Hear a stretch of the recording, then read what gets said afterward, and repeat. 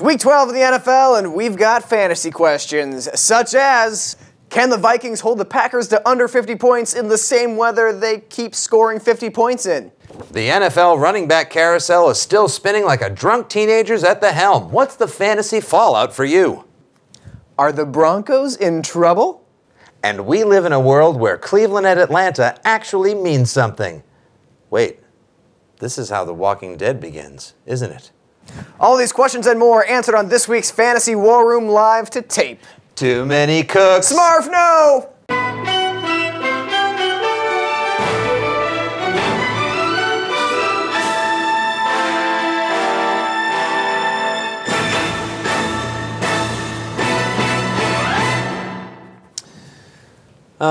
So, holiday season starts officially in a week. Wow. Next Thursday's Thanksgiving. Sure. A week away from my personal favorite holiday. That's a good one. What are your favorite and least favorite things about the holidays? My favorite is probably like snow football. Snow football. I love the NFL games that happen in the snow. Now I know that you're probably looking for like presents or like time with family, but probably just watching football that's happening in the snow. No, hot chicken wings and cold beers. These are a few. Yeah, exactly. I would say probably I do enjoy the Christmas season. I like walking out in the putting on the coat, the old scarf and hat, and wandering around. We've got the lights on throughout the neighborhood that are like the snowflake lights, and it's kind of just as a white person, like it's a kind of a nice season to be out and experience it. Winter before you're like F winter, because February rolls around and you're like, I hate the stupid season. It's the fun part of winter. This very beginning part. Right. Least favorite is probably getting fat. I get fat every winter. Oh, the push. Maybe you don't see the extra pounds on old Matt Ufford, but they happen. Like the face, a little bit of bloat, but really it's what's hidden by this that is.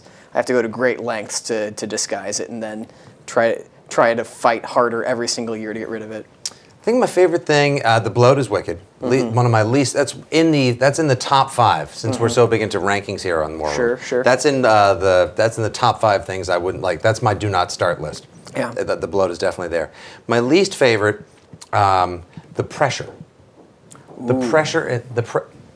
That's going to go hand in hand with what my favorite thing is. The pressure gets to me too much. The expectation, like, what did you get me? Well, how great is this going to be? Everything that rides on it. But my favorite thing is the anticipation. Oh. Because there's nothing I enjoy more than just like, I'm looking forward to Thanksgiving next week so much. It's a full day of football. The nap is so good. It's the best way to eat. It's the only day when we're expected to eat 6,000 calories. Yeah, that's great. Lazy and fat. I do enjoy that. We've got a good slate of Thanksgiving games because the Lions and Cowboys are actually both good this year for the first time, maybe ever, that I can recall. Yeah. And then your night game is Seahawks and Niners.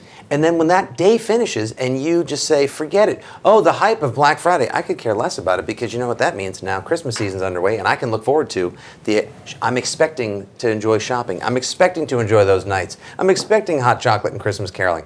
And Saturday football when a dad is at the mall and he gets to pull into the pub, do a little Saturday football, nothing's better. You know what, you mentioned pressure. I feel a little bit of pressure at Christmas when people ask me what I want. Hate that. And here's the thing.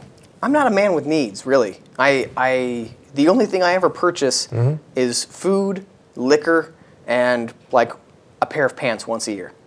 And so just like, you can't really say like, hey, just give me 8 bottles of whiskey. And you could say that. I mean, that's really all I want. I don't want anything besides whiskey, this or any Christmas season. Yeah. If I got just like a massive collection of bourbon and rye and maybe like a bottle of scotch to mix it up, that would be my best Christmas ever. If somebody were to ask me, what do you want?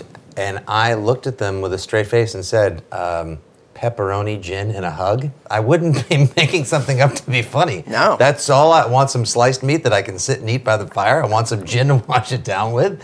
And then I want I'll take a hug. I don't want to make a Christmas list. I don't want things to be crazy like that. I just want to Just the basics. Man, this conversation has gone so well that I don't even really want to talk about fantasy football this week. See, everyone tuned into this week's show expecting us. They're like, oh my gosh, Adrian Peterson's been suspended for the rest of the year. Yeah. Ben Tate's been cut. See? LeGarrette Blount was cut. Ahmad Bradshaw's injured. What do I do with the running back situation? And we're like, here's the thing about the holidays, guys. Peppermint spice lattes are so expensive, but they're delicious. Delicious. Let me close this circle for you. See, the fans of the show and everyone that was watching and looking for the advice, the anticipation, they were so excited for us to start the show, but then the expectations. Guess what? When we crushed them by talking about gin and pepperoni and whiskey. Here's the anticipation is now peaking with the Christmas gift we got for you. Amazing fantasy advice. Let's get into it. T-shirt cannon. Cacao! That's a segue. Let's talk about quarterbacks. This week's rankings are topped by Andrew Luck at home against Jacksonville. The only concern here is, do the Colts win by so much that Luck only plays 3 quarters? They don't have anyone to hand the ball off to. They do not. Ahmad Bradshaw is a devastating loss for them. Broken ankle, that's the rest of the season. We've been talking about when will, just not even the other shoe, but that first shoe drop for Ahmad Bradshaw, who is always prone to injury. Yeah. Kind of like he's constructed of like previously broken bones and Malcolm Floyd hamstring leftovers. And so now he's finally hurt again like we imagined he would be. And you may say to yourself, like, Trent Richards is going to step up with an extra 12 yards per game. Yeah, he's going to find a way to run into, Gosner Cherilus or whatever the name of that offensive lineman's center's ass again. Usually, exactly. Yes. No. So Andrew Luck did not have a good game against the Patriots, really. He's going to have a huge bounce back against Jacksonville. Like, you want to talk about Andrew Luck. If he's hungover, this is the large coffee and double bacon, egg, and cheese bagel sandwich with a green juice on the side. And Die Hard on cable. And Die Hard on cable, during which he falls asleep and takes a 2-hour nap. Can I do that right now? That would be so good. By the way, It's like that. That's one of the best days ever. You mentioned Gosser Cherilus. I woke up in the middle of the night, as one with an infant child often does, with a name like Gosser Cherilus stuck in my head, and I was like, he sounds like someone who plays in Guar. The name Gosser Cherilus is the name of an alien. Yes. Or like a strange name of like an X-Man. Like, I only knew him as Razortooth. No, his name was Gosner Cherilus. Yeah, it's actually too inventive for the Star Wars universe. True. Yeah. Anyway, we've now talked about one fantasy player this show. Rounding out the top 5, Aaron Rodgers at Minnesota, Drew Brees after disastrous the last 2 weeks. Terrible. But gets a little bit of bounce back. A Baltimore defense that is good in the front 7, but very weak in the secondary. Should have an opportunity to bounce back a little bit at home. Tom Brady versus Detroit. Tough matchup for Tommy. And Tommy, we're boys now. Yeah. And of course, Peyton Manning, also a tough defense at home against Miami. And he could be without 2 of his top targets, which of course we'll cover in wide Julius receivers and tight Thomas ends, is likely to play, and Emmanuel Sanders, of course, is going to have to pass concussion protocol. We all saw the hit that he took. Ain't no way. There's no way anybody should allow Emmanuel Sanders to play football this Sunday. No. Especially not against Miami. Their secondary, like if Baltimore has like a great rack but a saggy ass, then the Dolphins have like a decent chest, but they've just got like that backside is just banging. That's a secondary right there. We're moving sports discussion forward for the 21st century. 6 through 10 are occupied by Colin Kaepernick, Phillip Rivers, Matt Stafford, Ryan Tannehill, and Jay Cutler. Guys, again, with high upside, but like really problematic performance recently.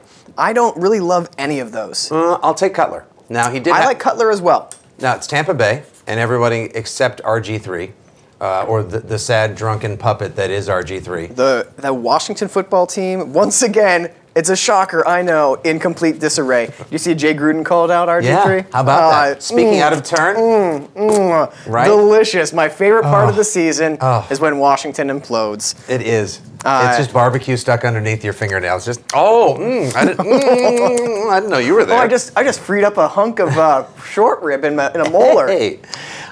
Jay Cutler bounced back with 3 touchdowns last week. against Minnesota. It was nice to see Brandon Marshall and Alshon Jeffrey Both rejoin having great fantasy games. The party as well. Yeah. And now he gets Tampa Bay, who everybody scores on. Yeah, except of course the Washington football team. Yeah. So I would actually, we got Jay Cutler at 10. There's a good chance you could see Jay Cutler, especially if Peyton has another rough Sunday. If Drew Brees disappoints again, I could see Cutler, in general, though, bumping up a bit. As I look at 6 through 10, I like the quarterbacks ranked 11 through 15 better than the ones ranked 6 through 10. We've got Tony Romo at the Giants. Yes, please. After a week off to rest that back. Brian Hoyer at Atlanta. The Falcons are the worst team in the league against fantasy quarterbacks. In Josh Gordon's return, thank you very much. Josh McCown. I'm sorry, I said Atlanta was the worst against fantasy quarterbacks. That was incorrect. It's actually Chicago and Josh McCown returning to the Bears. McCown Town with the suddenly unstoppable Mike Evans. Suddenly, the last 5 weeks, he has gone off. And then Alex Smith at Oakland, and then Russell Wilson versus Arizona. Now, Arizona stingy defense, but Russell Wilson at home, rushing for 60, 70, 80 yards a game. That adds up. He's averaging more than 20 fantasy points per game. Send him out. And with the running back disarray that's going on in the NFL right now, if I didn't love the rest of my team, I'd be starting Russell Wilson just because he is pointing like a back, but he plays the quarterback. There you go. I think Matt Ryan has been curiously left off of this list. Let's see, the Falcons are playing Cleveland at home, and he's better at home. And, only one person can live on Hayden Island. Roddy White has scored in back-to-back games, looked great. Julio Jones will probably draw the Joe Hayden experience. Yeah. That leaves a lot of the underneath left over for Senator Harry Douglas and Roddy White. All right. I'd take it. I could easily see him putting up 17. I'll take 17. Yeah? You're not 15, greedy? 15 and above is always what I would want. If I'm going to just say, where should the quarterback qualify to be in the top 15? If he's 15 points and above, if it's 2 touchdowns and 250 yards or more, maybe 1 pick, I'll always sign on for that. I'll take that more than the 10 points I got from Ben Roethlisberger in a 2-point loss this last week. Hey. Jerk. Right? Yeah. About time somebody called Ben Roethlisberger out for being what he is, a jerk. Been getting by on that nice guy reputation all these years. That guy, he's finally poking a hole in that balloon. All right. He's poked a hole in a couple of balloons. Any other notes on quarterbacks? I'm kind of done talking about it. I think Matt Ryan is the only guy that I would consider bumping up into the top 15 if you want to. Not that there's anyone I'd remove, but I'd start him comfortably this week. Fair enough. I don't know. I don't really love a lot of the lower option guys. Your Austin Davises. Josh McCown I like this week. I would happily send out Josh McCown this week. I'm actually kind of contemplating picking up McCown and playing him ahead of Russell Wilson because I'm a little bit afraid of that Cardinals defense. I would. Yeah? Yeah, and this is one of those. This is also one of those weeks where you, the fantasy owner, don't have to plague yourself over the should I or should I not start Cam Newton and which version of him is going to show up. He's got a bye, so relax. Don't worry about it. Cam Newton has killed one of my fantasy teams. He's killed a lot of fantasy. At the end of the year, when we do our Kings and Killers, he will be high atop the killer list. Yeah. I'm with you on that. Along with somebody else in the world of running backs. Oh. Do you want to talk about Let's that? talk about running backs, yeah. I think that's a nice way to go. You want to lead this off? Adrian Peterson. Adrian Peterson. What do you do now? I'll tell you what. Before we get to the rankings, what do you do with your Adrian Peterson? He's on your bench. You held on to him. Here's the thing. If I held on to him from drafting him first overall or whatever, then I cut him. Because if it's a one-off league, obviously he's not going to play. Get rid of him. I'm also getting rid of him if it's a keeper league, and I kept him the entire time. However, in the leagues that I'm in keeper leagues that I'm in, where I was able to pick him up in free agency as soon as I heard that he might, as soon as he settled that case, I picked him up on a Saturday afternoon in a bunch of leagues. And where I'm going to be able to keep him for $5 or if it's just a straight draft league, if I can keep him for a 9th rounder, then yeah, I'm holding on to Adrian Peterson. Yeah. So that's where I'm at. So, but a lot of people probably are not in keeper leagues or just kind of had him and they thought just because a few weeks ago we all thought, the appeal was coming up and there was a chance he was going to get in. And then you're thinking I want to take this mug of hot coffee and not toss it in Roger Goodell's face, but throw the entire mug, hopefully destroying his stupid, fat face. I cannot stand Roger Goodell. And then I'm going to come in And then you know what I'm gonna do? I'm gonna do my little Robert De Niro from Goodfellas. You know, like when he's like stepping on people and he does this little dance where he's like got his hands going and he's just using those nice black Italian leather shoes. And I'm just like, how's that feel, Goodell? Huh? How's that feel with your little ginger face? Huh? How's that feel? The Saturday Night Live alternate ending to It's a Wonderful Life, where the angry mob goes in there and gets the old man, and they throw him over the desk and beat the hell out of him. Or I love that. Knock him out and he just wakes up and he's in a car with Toonses. Right off. That ends well. Anyway, so cut Adrian Peterson. You held on to him long enough. Now you get a hole in your bench. Do we have a running back we could recommend for? Oh yeah, if DeMarco Murray is on the waiver wire, you should definitely get him. Murray is the #1 back this week. He's at the Giants, who are last in the league in rushing touchdowns allowed, yards per carry, and I think total rushing yardage. The Giants are bad at defending the run, and again, that's partly inflated by the 350 yards and 4 touchdowns they gave up to Seattle, but they're still just bad against the run. They've got slow linebackers. DeMarco Murray's going to eat them alive after a week of rest. Yes, start him. Jamal Charles, Arian Foster, if he's healthy again, is our #3 back. Alfred Blue did look competent last week, though. 156 yards, I believe. Yeah. Nicely done. Good looks. And then Matt Forte at #4 versus Tampa Bay. Just always gets his. Just somehow finds a way. Stayed out of the end zone, but 175 yards from scrimmage last week. Real nice. Just, again, terrible at the goal line, but a yardage monster. And receptions, too. Like on way to a PPR. 100 reception season, well over 1,000 rushing yards. LaShawn McCoy versus Tennessee. Interesting matchup. Again, McCoy just not that like world eater we saw last year. At this point now, 2-3 weeks ago, I believe we started the show, and I threw my hands up and said, I only have him in but a league, and it's not like I can cut him.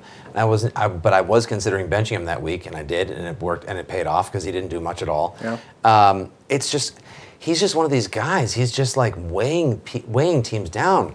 Again, the expectations of the holiday season. He's a guy who carried great expectations, and he's doing absolutely nothing. Yeah. Marshawn Lynch versus Arizona is at #6, and I think he's going to be just fine. Joique Bell averaged 6.1 yards per carry in Arizona last week. I know they're tough against the run, but I think Marshawn Lynch is going to have himself a day. There's a hammer to fall against Arizona. I mean, Bruce Arians has done an amazing job with that team, but from a fantasy perspective and a reality perspective, it's just going to one of these days that they've been squeaking past for a lot of weeks, and I think that the Seahawks with their backs against the wall give them the what for in Seattle. So fingers crossed. Seahawks fan, homerism acknowledged. Let's move on. Denard Robinson at #7. At Indianapolis, they're not great against the run. Oh, you mean when a guy that was on the Patriots practice squad until late October, almost until Halloween, came in and ran for 201 yards?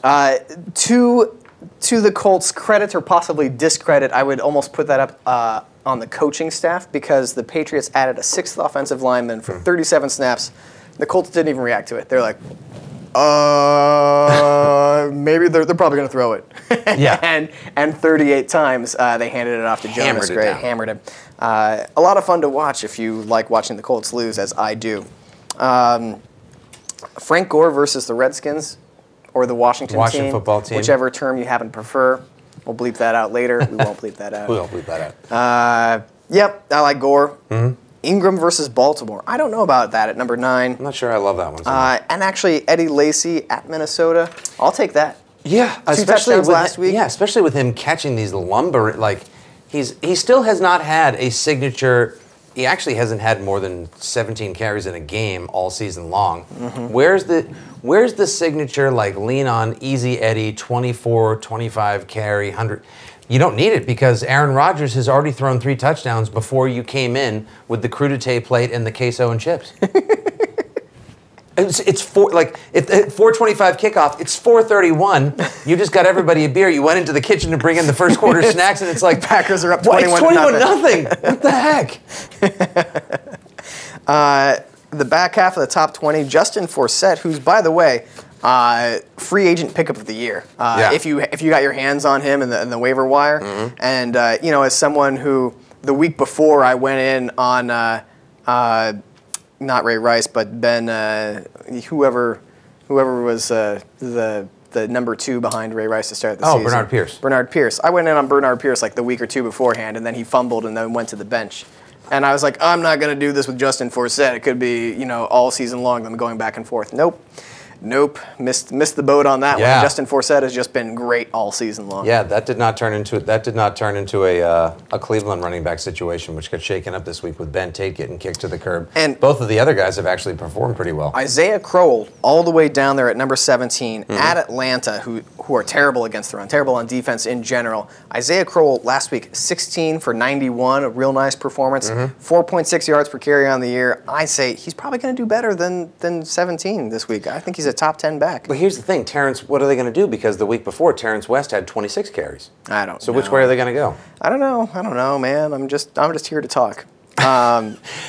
Listen, every week, if you want to tune into a show where we're not really sure, we're just here to talk. Plus You're not all supposed the to ask me hard questions. It's supposed to be yes and. All right, hey, let's wrap this up. We got Okay. Rashad Jennings versus Dallas. Cowboys are susceptible to the run. Right. Jennings got 22 carries for 67 last week. Not a great performance against the Niners, but tough run D. And what's nice to see if you're a Jennings owner is that performance that they trusted He in looked like him. himself again. Looked too. like himself. I like Jennings this week. Ellington at the Seahawks, sure. Yeah, I guess. Again, the Cardinals aren't great at run blocking, but if you've got him in like a half-point PPR league, might as well send him up. C.J. Anderson, fully the man for the Broncos. Monty Ball hurt his groin again. Yeah, he's out for another 2 Ronnie or 3 Hill- weeks. Yep, and still on the shelf. He's on the shelf for like another month. Yep. So C.J. Anderson's got the job full time, and with the pass catching peoples having injuries like Sanders and whatnot, I would expect Denver to lean on the run a lot this week. Rounding out the top 20 are Jeremy Hill at Houston, Alfred Morris at San Francisco, no thank you. Trey Mason at San Diego, I might like. And Ryan Matthews versus St. Louis, I could take or leave it. I don't have a whole lot of notes to go with this here. I think we covered about everything I want to see. Now, it is curious to me that I don't see, do we have Joique Bell in these rankings? I would like Joique Bell very much this week, I Against think. the Patriots? Yeah. Think so? I think so. I think they're going to... Well, Reggie Bush will finally play again. They held him out long enough for the ankle to heal. Yeah. Theo Riddick did a So whole... he's going to play for a full quarter or so before he hurts at least it again. a quarter and a half Yeah. before he gets hurt. Yeah. Theo Riddick brought a fat bag of nothing to the party last Sunday, so Mm-hmm. I think you'll probably see Reggie Bush longer until he gets hurt again. Joique Bell is the kind of running back who could give the Patriots problems, and with the Pats secondary responding the way they have recently and Megatron being a little bit dinged up, I wouldn't be surprised if they go with a run-heavy attack themselves. All right. Yeah, and I'll tell you what, though, one guy you also don't see on here is Jonas Gray. And there's a reason. I think that's very reasonable. That's a really good call. There's zero. Everybody who held on to him just randomly grabbed him or started him because you had buys, and he went off for 38, 201, and 4 touchdowns. Yeah, 44 fantasy points. Not happening again. No chance. Fun fact, had him in my starting lineup until I was like, ooh, hey, Alfred Blue's available in this league. I'm going to pick up Alfred Blue. Hey, go to the bench, Jonas Gray. I've got Alfred Blue. Hey, what's that foot? You want me to put a bullet through you? Okay. Oh, you want me to shoot it through my crotch down to my left foot? Awesome, you got it. Ended up winning anyways, but still missed out on that what would have been the highest score bonus for the week. That's our motto. Yay! War Good Room, times. we succeed in spite of ourselves. All right, let's talk wide receivers. Leading the charge, Demaryius Thomas. Is this right? 7 consecutive weeks with 100 yards. Yeah, but why are they starting to feel like, okay, you know, like last week it was 7 for 103. All right, like in a lot of leagues that's like 8 or 9 points. So here's the thing: Emmanuel Sanders. We're going to assume he doesn't play. Julius Thomas maybe limited because of that ankle injury. What's to stop Demaryius Thomas from getting 20 targets, even against a great cornerback like Brent Grimes? He's hauling in 10 catches. He's going to have 140 yards, 120 yards this Sunday. Oh yeah, there's no chance Emmanuel Sanders is going to play. At this point in the week, I wouldn't be surprised if they're like, okay, so what's your name again? Tuesday. All right, have a seat. Who's You're it all going to be? set. Wes Welker? No, he's done. Andre Caldwell? How about Cody Latimer? No, not Cody Latimer. I mean, like these guys are going to pick up 30, 40, 60 yards maybe. That's why I think Miami might pull off the upset this week. Possible, Just sure, but I do think that Demaryius Thomas is going to have himself a game. They're going to play him tight. I wouldn't put him number 1, especially with Dez and Jordy. Yeah. Jordy, Dez, A.J. Green at Houston. I don't know about that number 4 seeding. Looking healthier-ish again, though. True, looking more like himself. Looking more like himself. T.Y. Hilton versus Jacksonville, sure. Randall Cobb should be top 5 every week. Calvin Johnson, probably getting a handful of Aqib Talib. Calvin Johnson, he's probably going to get. Darrell Revis. Sorry, Well, I get my top corners. Exactly. That's Mike Wallace. I think is going to pick up Talibistan later on, which is going to make his matchup a little more difficult. I wouldn't be surprised if they put Browner on Calvin Johnson and try and rough him up, and you see Revis Island on Tate, because Tate has been, and even with Calvin Johnson 950 receiving yards this year. 68 catches, on pace for like 1,400 and over 100 receptions. Impressive. Hey, Seahawks, good call on sticking with Percy Harvin instead.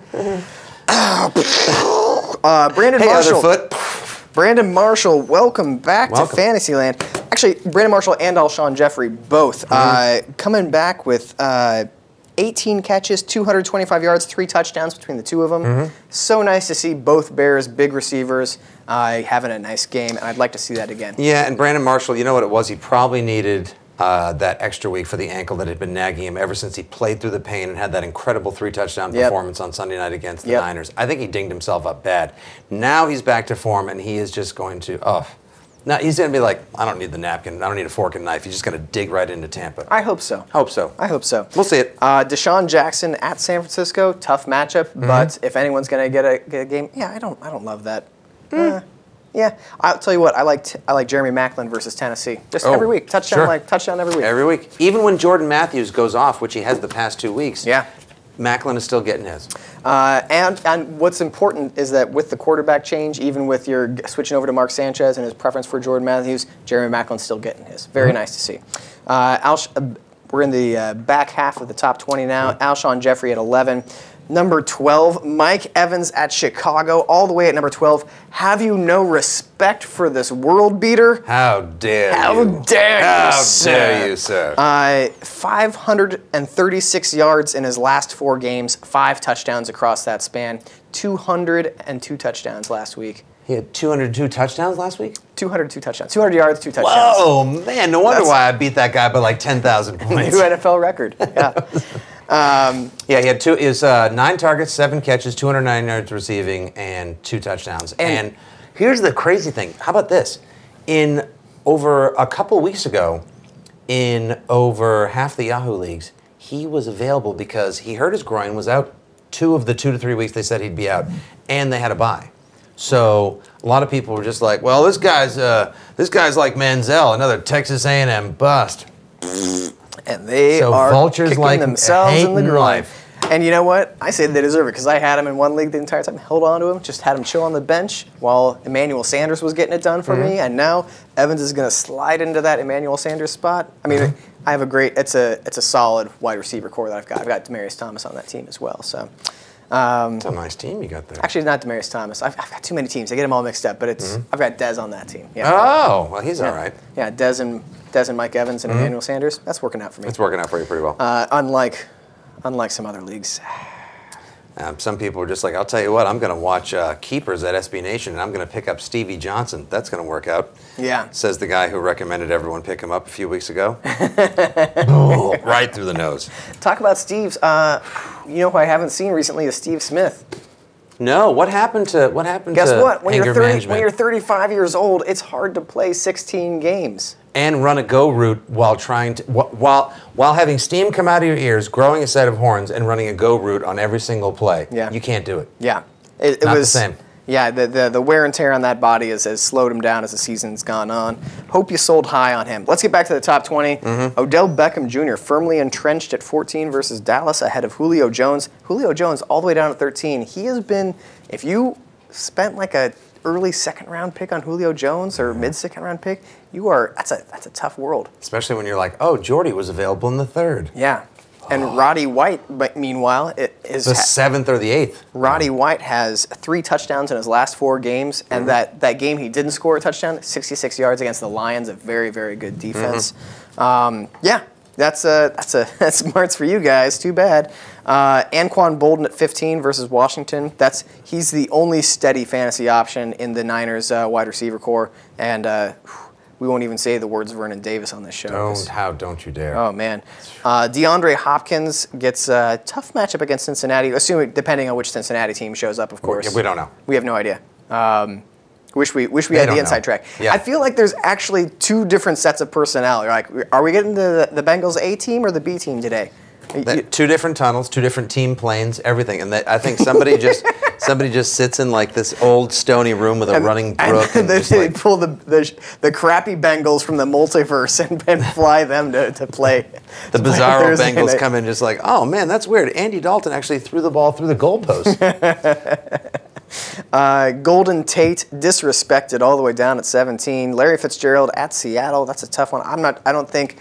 I think of the Cardinals wide receivers, Larry Fitzgerald is most hurt by Drew Stanton because Stanton's game is he's still fairly competent at throwing a deep ball, and the guys on the Cardinals to benefit from the deep ball are John Brown and Michael Floyd. As you saw, Michael Floyd Right. reemerging with 2 touchdowns last week. The big boy pushing him out of the way, jumping up in Yeah. the end zone, Megatron style, or Speedy John Brown, who just like all of a sudden like nods his head, disappears, and then all of a sudden it's like, how did John Brown get 5 yards past Yeah. our safety? Larry Fitzgerald is the hit me with a perfect pass on this slant route or this 10-yard corner pattern. No, you're not happening from no. Drew Stanton. So and then Sammy Watkins versus the Jets. Come on now, the Jets. Do they get cornerbacks that I haven't heard about?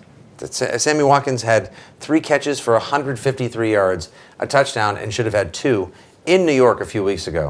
What do you Although, think he's going to do up in Buffalo? I guess the only reason for him having at 19 is like they're like, oh well, there's going to be another 6 feet of snow. That's the only reason I can think of Sammy Watkins not being a top 10. But remember, there was that incredible game last year with like 10 feet of snow in Baltimore, and like Marlon Brown, who was just disappeared from the map in Baltimore, Yeah. had like 9 catches for 220 yards and 2 touchdowns. That was the game where there were 5 touchdowns in the final 2.5 minutes. And The 0 Vikings. tackles. Yeah, Yeah. That was entertaining. Cordarrelle Patterson went crazy. Yep.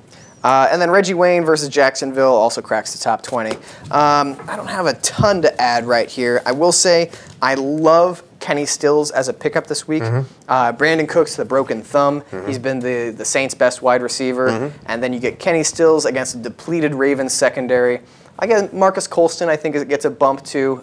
Jimmy Graham will keep their hands busy, but I think Kenny Stills is the name where he's only like 15% owned in most Yahoo leagues. Right. I'd snatch him up and give him a start in most leagues if you're a little thin at wide receiver. I liked talking about Michael Floyd earlier. I know it's still going up in Seattle against the Seahawks defense, but the big, pushy, muscular receivers have actually had a little bit of luck, especially on deep balls against the Seahawks. He had one of the catches of the year, like a 38-yard bomb in Seattle last year that won them the game. So possibly, sure.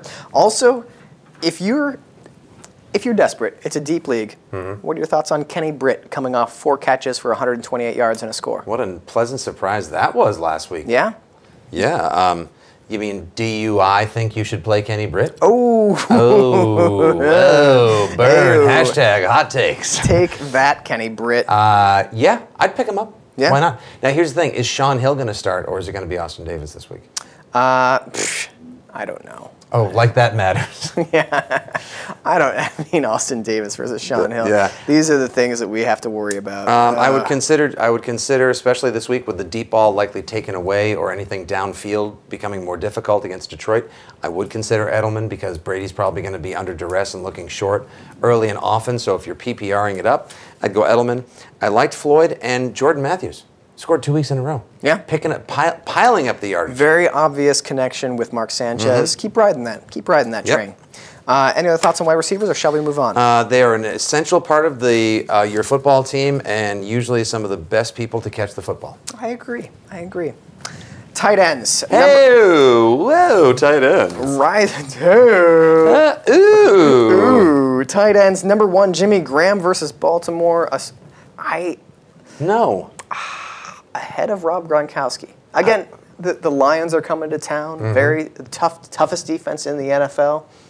But if there's anyone who wants to meet that challenge, face, palm, block, and Gronk first. Here's the thing: as long as Rob Gronkowski is healthy, and that's always been the knock on Gronk is like, oh, he's not healthy. He has to rub your football for Rubbing the magic football and see if As long as Gronk is healthy, and for the moment he is, he's the number 1 tight end to me. Jimmy Graham, only 3 targets last week. At home, in the Superdome. Yeah. Like, that makes no sense against to me. Cincinnati with no Vontaze Burfict. I need, and look at this, Julius Thomas all the way down to number 4, I guess assuming that I guess Gates gets a bump because of the Rams defense versus the Dolphins defense that Julius Thomas gets, also hobbled by that ankle injury. Okay, sure, fine, but man, Gronk, he's got to be one. He's got to be the number one, even with the tough D. He's like we were talking about this. He is like a Japanese monster movie monster. Like he is going to burn down Tokyo no matter who's defending him. Yeah. It could be Mothra, it could be Gojira, it could be Godzilla, or maybe Gojira is Godzilla. And depending how you want to say it. Whatever, it's six and one half a dozen in the potato. It's all the same. Coby Fleener cracks the top 5. Yeah. My concern with this, and now again, the Jaguars are give everybody a bump. My concern with this is that when Dwayne Allen, when Dwayne Allen tore his ACL last year, I had Coby Fleener, and I was like, yes, it is on for Coby Fleener. It was not on for Coby Fleener. No. His performance did not improve with Dwayne Allen being off the field. Dwalin goes out and Coughlin gets the ball, and you think this is his golden opportunity? Nothing. But last week against the Patriots, what's up? Where did this 10 for 135 come? Yeah, he was great last week. He was fantastic last week. Also, Coby Fleener, easily the owner of the most surprising, I didn't think that's what you look like, NFL profile picture. Like, remember on Sunday Night Football, whenever like they show your name and they have the picture? Coby Fleener's, he looks like a shaved young Patrick Swayze from Point Break, but he's high and smiling. He's like, ugh. He has longer hair now too, right? Weird, yeah. He looks completely dude bro. They need to update that. Yeah, he's like Mr. Zog's sex wax dude. Larry Donnell is number 6 versus Dallas. He's scored a touchdown last week. Still. Talk about the Mr. I got a touchdown. I got 2 targets, 1 reception, a touchdown. I mean, if that's what we're grasping for. Also known as the Tim Wright. Yeah, that's right. Owns the 1-yard touchdown. Yeah. Martellus Bennett all the way down at number 7. I think I don't know if that's just like, oh, hey, Brandon Marshall and Alshon Jeffrey are back, so you're going down, Marty B. I like him as a top 5 guy. Sure. Oh, yeah, I would definitely bump him up. Michael Rivera versus KC, Travis Kelce versus Oakland. Kelce, a different disappointing game against the Seahawks. Actually, their leading receiver with 37 yards. Can they throw? Will they throw? That's actually now become one of the suspense questions. That's one of the cliffhangers of this NFL season. Will the Chiefs throw a touchdown to a wide receiver? And I think what's infuriating about the Chiefs is that their wide receivers aren't scoring touchdowns. They're giving up almost 5 yards per carry, but haven't allowed a rushing touchdown. And yet they're like 7-3 and a really good team. And surging. And surging. And it's just like, you guys shouldn't be this good. No. And they really are. No. Yeah. But they are. They gave it to both of our teams. They sure did. We got it real bad, but then we were on to Cincinnati. You know what? Everyone needs their own Cincinnati to move on to. Here's what I like about your scenario as a Patriots fan. There's a reasonable chance that you guys will host a playoff game against the Chiefs. You got a chance for revenge. Yeah. And that's why after seeing the Chiefs and Chargers stick it to the Seahawks in away games, I'm not gonna be able to get like that revenge deliciousness unless like by some chance they end up in the Super Bowl, which is not happening. No, most unlikely of championship. Yeah, and I just want them to get a chance to hit them in the face, and it's just not going to happen. You want to come back to school, a couple days later and not show everyone that black eye, and then just shove them in the hallway and let them know what's up. Not happening. Charles Clay at Denver rounds out the top 10, and then the back end is just a bunch of guys that also play tight end that may or may not catch balls and score. Good luck with them, from Delaney Walker all the way down to Tim Wright. Exactly. I'm going to tell you who's missing from this list. Jason Witten. Hard-hitting Jason Witten. Yeah, where's old compression sleeves, rosy arm compression sleeves? Sure. Right? But he always shows up against the Giants. Yeah. This is like one of the teams that he's always open against. I mean, Tim Wright is at 15, and what's he going to do? Like 1 catch for 2 yards and a touchdown? Yeah. So great, 6.2 points. Thanks. But you might as well go Jason Witten. If he goes 4 for 57, it'll be at least more exciting, something to root for. And of course, notably absent, Greg Olsen, one of the few decent options on the Panthers, along with Kelvin Benjamin, has a bye this week. Also, if I may just get out my little tiny soapbox and just get my little pretend tiny self on it. Sure. Kyle Rudolph, WTF. Yo, bro. Thanks for coming back and having everybody pick you up off waivers or stash you on the bench for like 8-9 weeks.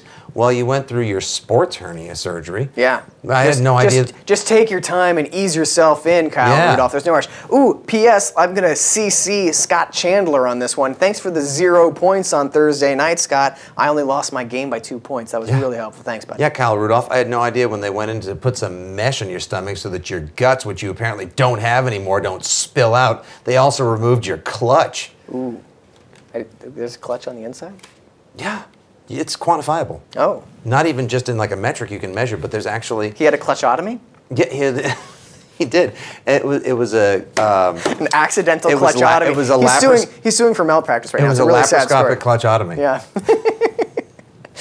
All right, let's move on to defenses and special teams. Let's move on to D. ST. Yeah.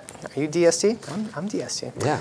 The number one play, according to this, is the Buffalo Bills at home versus the Jets. Sure. Yeah. Yeah, I can't argue with that. Coming off the bye. I will say, Cold. coming off the bye, at home, cold, there might be snow on the ground. You see the lake effect pictures of just the wall of snow coming in? How does anybody live in Buffalo? Why would you? That's really the question. When they talk about like, why would you live there? It's like, oh, they've lost population. People have moved away from Buffalo, and my only question is not like, oh, that's really sad. It's like, why hasn't everybody moved? Once they built the canal and all that lake travel for business, commerce, and shipping, sort of like we have went airplanes the way now. of the dodo and the We have Fiero. airplanes. You don't need to live there anymore. It's all set. We're good. Yeah. Just bring everything. Like grab your SUVs. Like there's lava coming down the hill towards your house. Yeah. Just pretend it's an evacuation scenario. Like that's great. Move. That's great that your Bills are staying in Buffalo, and not to Toronto. But why not just move everybody in Buffalo to Toronto? Yeah. Just go ahead. You guys can be. Or just you can still vote for American elections. Like let's just annex Toronto. Canada won't mind. Is it that? No, it's fine. We can. You know You'll what? be like, hey, actually, could you not maybe? Oh, you did it, huh? Oh, okay. Yeah. Tell you what, I will trade you from Montana to the Dakotas, and I'll even throw in half of Idaho if you give us Toronto. Y'all can have North Dakota. I'll give you two. No, you can have Montana. You can have Montana, the top of Idaho, and North Dakota. Yeah. Just give us Toronto, because Toronto seems like it wants to be part of the United States. Yeah, might as well. Sure. We've got a sports team up there too. You're not just like doing only Canadian leagues. You've got the Blue Jays, the Raptors, Bills-ish, kind of. Right. So like let's just work something out, Toronto. That'd be a great trade. You're welcome here in America. We'll give you some North Dakota. You have some hockey players, I think it works out fine. And that's why the Bills should be the number one defense. Exactly. But seriously, why do you live in Buffalo? Stop. Move now. The Niners are number 2 versus Washington. That's a delicious one. As the skins of color. Is this going to be one of those weeks though? Just because this is the 2014 NFL season where up is the new down and left is the new right and black is the new white.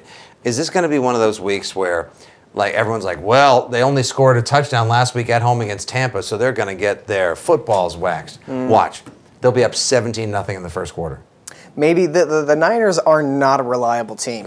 As unreliable teams in the NFL in 2014 go, you've got, up in the stratosphere, you've got the Bengals and Steelers. No idea which team shows up. Nope. And then, kind of in the second tier down are the Niners. They've been serious personality identity disorder. Yeah. Oof. Although, with Aldon Smith back, Chris Borland has been a revelation in the middle linebacking crew, replacing Patrick Willis. I mean, you can't replace Patrick Willis, but no. Borland had himself a game, 17 tackles, 2 interceptions. Somebody who goes to the Pro Bowl in the first 7 seasons is not the easiest guy to replace. No. So we'll see how that works out. Who else here I'll tell you who else I really like here. Packers. Their defense is starting to look like 2014's answer to the 2007 Patriots fantasy defense. Why are they good? Sliding Clay Matthews into the middle inside linebacker has done really well for them. It's not every down, but he's shown a real flash for playing it, busting plays up in the middle of the defense. Crazy good athlete. Use his ability. He's good at more than just rushing the passer. And I'll tell you what else. They have not only bolstered their defense, but they've revitalized a career by standing up Julius Peppers and letting the freakish talent that he is, athletically speaking, flourish again. He's picking off passes. You can't tackle him when he picks off a pass. Packers defense has also found a way to get in the end zone recently, and the special teams work have been doing well too. The Colts are all the way down at number 6 versus at home against Jacksonville. The best defense in the NFL is the one playing the Jacksonville Jaguars, allowing 12 fantasy points per game. You say it every week. 4 sacks per game, more than 2 turnovers a game. I picked up the Colts in a couple different leagues. Like, I pick up whatever defense is playing the Jags and give them a go. It's a matchup play. Now, granted, I do understand that the Patriots played the role of the Chinaman in Big Lebowski, and they came in and they just peed all over all over the dude's rug. I understand. They've got a full week to clean up the house, get a new rug, and host a big party. Now, what are your thoughts? I'm going to divorce myself from the feelings I have about the Seahawks. At home versus Arizona. This is a Seahawks team that only has 13 sacks on the year. How do you feel about playing them against the Cardinals, which, the offense has been hit or miss? This, of any recent week, I think, is probably the week where the Seahawks can tee off and reclaim their identity. We talked about the fact that Drew Stanton is really, really only good at the deep to intermediate deep ball. He's not the most accurate passer. Your fans have to know that if the 12th man has been present for any game all year, it's got to be this one with an AFC West matchup. I'm not even sure if the AFC West can be reclaimed. NFC West, but yes. NFC West. I'm not sure about the AFC West either. No, I was just saying they have no chance of winning the AFC West. No, there's zero chance they can win the AFC West. But the NFC West, they have a much better chance of getting back into the race, obviously, if they win this game. And important to note, the Seahawks get Bobby Wagner back at the middle linebacking spot. Gonna do wonders from. I actually like the Seahawks as a play this week. Let's round out the top 10. Chargers versus St. Louis. Sure. Browns at Atlanta. Okay. I mean, I don't really love the matchup of Falcons at home, but you're gonna be able to get to Matt Ryan a couple times. The Lions all the way down at number 9 because the Patriots have been scoring at will. And then the Cardinals all the way down at number 10. I don't know about that. At Seattle, I still like. I don't know. I feel like I think I predicted 20-7 in favor of the Seahawks, which is, again, considering that I'm a Homer Seahawks fan, I think that they're going to have the advantage. 20 points isn't all that much. Russell Wilson hasn't been very accurate this year. You're able to get to him for a couple sacks a game. Sure. The Seahawks have been bad on special teams, so maybe you get a special teams touchdown. I don't know. I just think that the Cardinals defense that just only allowed 6 points to the Lions. I don't know. I think they're a safe play. The Cardinals are a safe play. Sure. I wouldn't bat a lash against starting this week, but I happen to own in my biggest money league. I have the Lions and the Patriots defense. Yeah. Obviously, I'm going to start the Patriots defense because I'd rather start my home team to root for. Sure. But I feel like with a guy like Matthew Stafford coming in against a passing defense that's surging and a linebacking core that looks like with Dante Hightower and Jamie Collins, 2 guys that are great playmakers, that it looks like they finally understand the defense, and Belichick's kind of letting them freestyle and do their thing now. This is when the Patriots defense, people are talking about them looking more like a 2003, 2004 defense. They take command. I wouldn't be surprised if this is kind of like a Matt Stafford 2 to 3 pick kind of couple sack week. Okay. And I think wildly underrated this week is the Eagles versus Tennessee. They're at home. The Eagles have gotten into the end zone. The defense and special teams have scored 8 touchdowns. There's no reason to explain it. They're getting burned by wide receivers, and yet that defense is finding ways to put fantasy points on the board. I like the Eagles a lot. I think that they're a better play than number 12 overall this week. Surprise play of the week coming up right here. I'm going to tell you, I would actually not be shy about 2 defenses. Number 1, I think Miami is going to get up in Peyton's grill, even though it's going to be in Denver. Miami's defense has been playing great. They've been playing out of their minds. Playing out of their mind good. In Detroit, they barely lost on that last-second sidewinder slinger from Stafford. They were great against Buffalo in the Thursday night turnaround 10 days ago. Shut out. Shut the front door. On the Chargers. Yes, and they shut out the Chargers at home, too. So I'd play them. I don't expect they're going to get lit up. And also, tell you who's been playing oh, what's that? That's a chip on my shoulder. St. Louis. You mean the team that held Peyton Manning and the Broncos to 7 points for the first time since Manning came to Denver? Yeah. 7 points. Now, last week, San Diego, fresh off the bye week and previously getting shut out by Miami, overwhelmed, surpassed all expectations with 13 points against Oakland. Yes. So something's afoot in San Diego. Yes. I'd release the Rams on them. Why not? They're getting after it. And the Rams, again, before that, though, 8 sacks against the Niners in San Francisco. Yeah. Or Santa Clara, whatever. I hear it's a little hot there also. Yes. No, that's the chief complaint. They went from windy to hot. It's hot. There's no shade. We're Niners fans. Oh no, I guess I'm going to have to go up to the Google box again. Ugh, shut up. All right. That wraps up our defense and special teams and positional ranking stock. Let's tackle some questions. All right. We've got questions. Here's a very straightforward one from Donnie Ross, who simply says, Stafford or Dalton? Matt Stafford, of course, is playing in New England. Andy Dalton is traveling down to Houston. Yes. Well, Dalton has lost big playoff games in Houston. Yeah. He's got experience in Houston. He's got experience, so he knows what it's like to lose. That man knows what it's like to throw 3 interceptions in Houston. I'm going to go Dalton. I am too. And I just can't, because it's hard with the way the pass defense has been playing. I just can't see Stafford coming in there and just being like, excuse me while I just whip this out. What's that? 300 yards and 3 touchdowns. No. No, it's the Lions offense has been, despite Stafford and Golden Tate and Calvin Johnson, they haven't really been in a rhythm. They haven't been, they're putting up 25, 30 points on the regular. And I don't love Dalton either, especially with J.J. Watt running free and sacking guys and forcing fumbles every single game.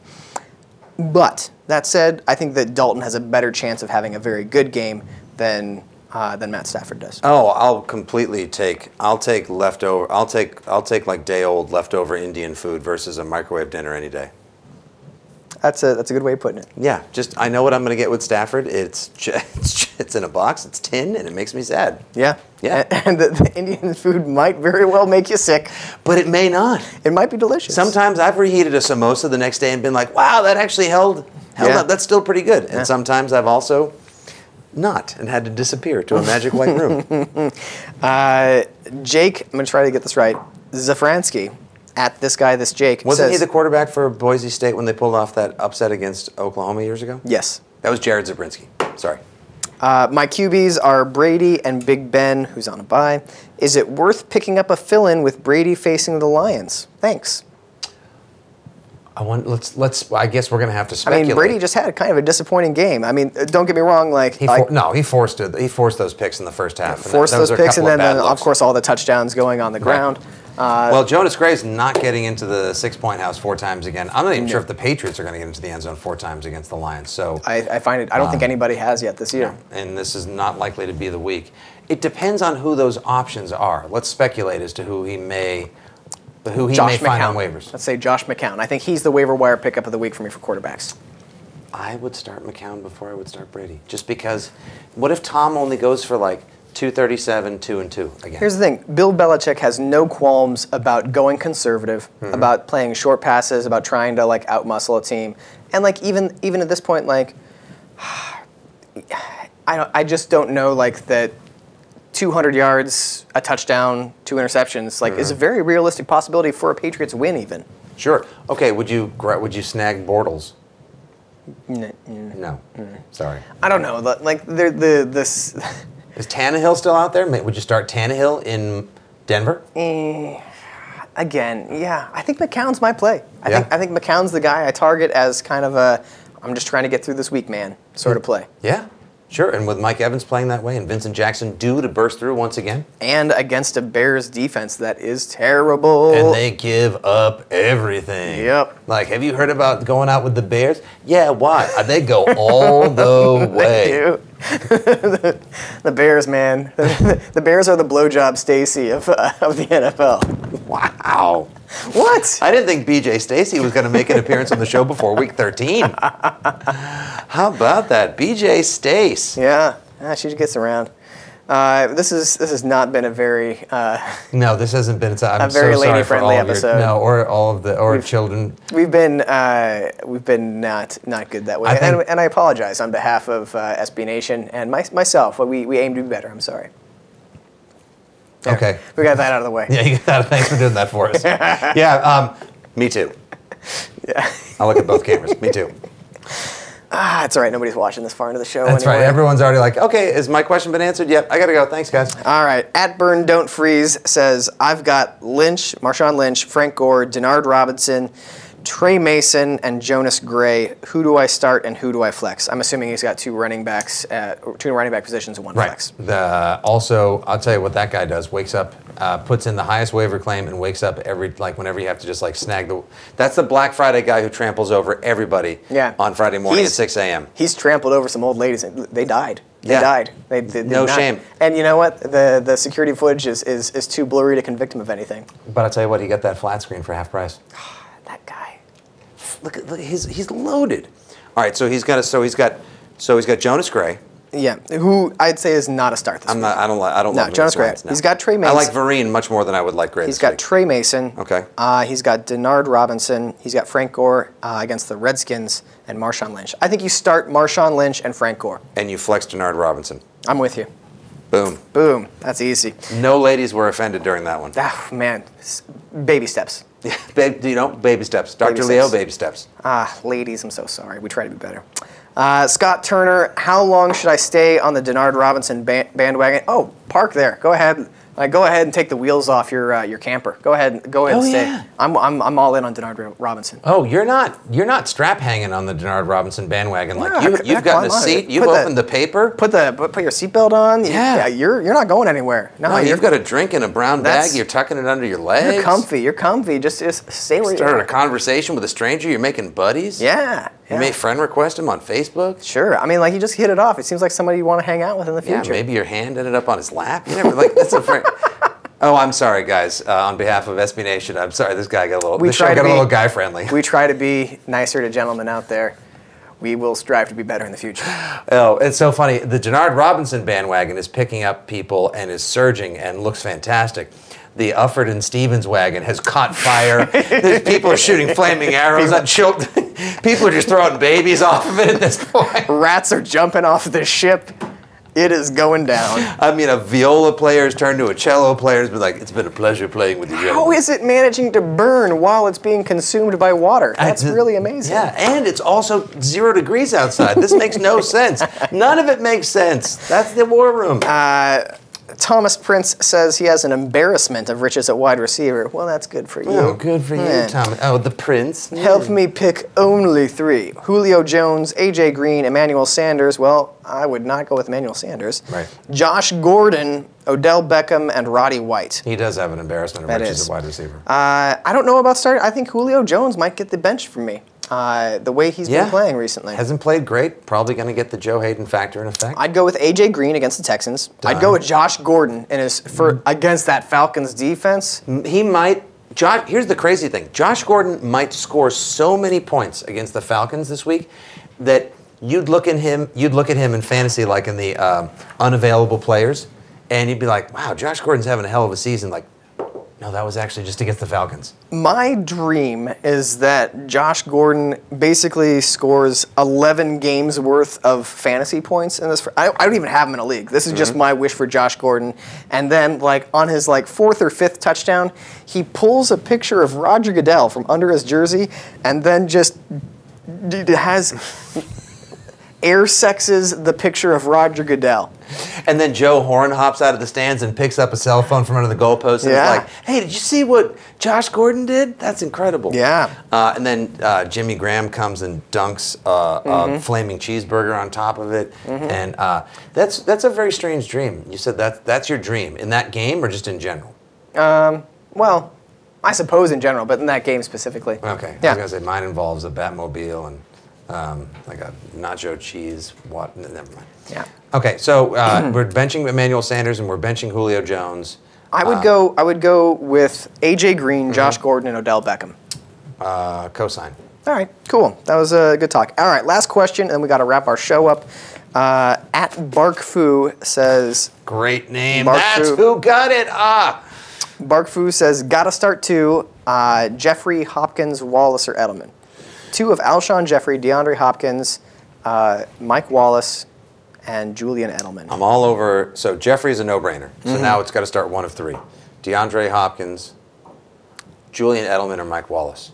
Edelman, of course, at home against the Lions, but you Uh-huh. like that. If it's Mike- a PPR league, I might like Julian Edelman. Mike Wallace in Denver, possibly more than likely to draw Aqib Talib, who's been pretty tight with his coverage this year. I'll take DeAndre Hopkins. I'm going to go DeAndre Hopkins. He's been looked pretty good recently. I won't say that he's a reliable week-to-week play, but he makes some tough catches. And you know what? Way better end zone option than Andre Johnson. Yeah. J.J. Watt has twice as many touchdowns as Andre Johnson. Oh, man. Yep, I went there. Yeah, what? Don't go there. Hey, what's the deal, Andre Johnson? No. Too many cooks. All right, guys, if you tuned in and you enjoyed this episode, but also feel like things got a little crazy, this has been our tribute to Too Many Cooks, the fantastic viral video in Adult Swim mini-sode. Yes, we were put up to this by unseen dangerous forces who threatened to murder us, and that's why the show was weird and bad. And give us credititis. Also, this is what happens in Week 12 because it's close. You're almost there. Like, just got to get through. Like, if you're like, just don't do anything crazy. 2 more weeks, and then you're in the playoffs. And man, if you're like, what if you're like 6? Do you recommend people like if you're 6-5 and you're like, okay, this is definitely the kind of league where I think 7-6 will get me in the playoffs because everyone's very mediocre. Sure. Mediocre. Any sort of crazy advice or gutsy reaches you would tell people to make? Aside from pick up, like you said, pick up the Colts, match play against Jacksonville. Yeah. I like McCown this week. If you're another good one. If you're hurting at quarterback, say maybe you're playing Ben Roethlisberger, he's on bye. I like Kenny Stills as a deep pull. Nice. To start at wide receiver. You could almost build a team off of your waiver wire deep pulls. In fact, I've done that with 2 of my teams that are sitting at 4-7 and 3-8 presently. Great. So just follow Matt's advice. It looks very much like a team built from the waiver wire because it is, and that's why it's not going to the playoffs. Do you know what's nice to know is that there's going to be company in the basement. Yep. It's dark. I can't find the light. The stairs are uneven. Guys, Matt is down there. And It's got Stacy. 8 bottles of whiskey and BJ Stacy. That's the war room, everyone. We'll see you next week. Thanks for watching.